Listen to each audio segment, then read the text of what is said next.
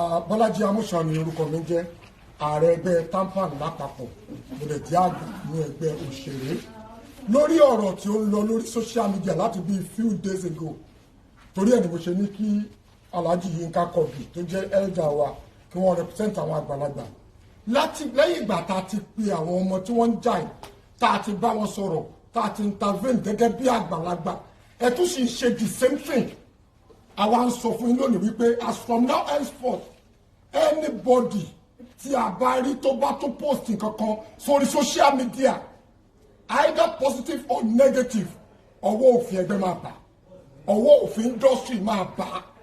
enough is enough it's getting out of hand ẹ má pèjẹ anybody artist kankan kọ̀ọ̀rọ̀ dá sí mọ́ Tóyìn Abraham àti Lizzy Anjorin this is the last warning tí ẹ bá post any other thing as from now henceforth ẹ̀rí láìkí tó bá ṣẹlẹ̀ o. Thank you, my president. Mo fi àsìkò yìí rọ gbogbo ọmọ ẹgbẹ́ TAMPAN lápapọ̀. Wọ́n jẹ́ ọmọ ẹgbẹ́ wa. Ìwọ tó bá mọ̀ pé ọmọ ẹgbẹ́ wa ló jẹ́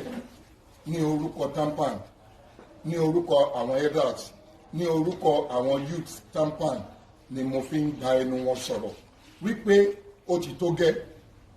lórí tó ń lọ lórí lọ́dọ̀ Tóyìn Abraham àti Lizzy Anjorin àti gbogbo ọmọ ẹgbẹ́ wa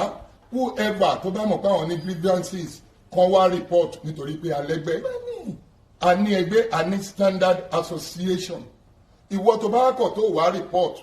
àti ìwọ tó ń dá sí tó dẹ̀ ń fi iṣẹ́ ìṣe tó bìlí pé òfin jẹun tí ọwọ́ òfin ẹgbẹ́ bá bà ẹ́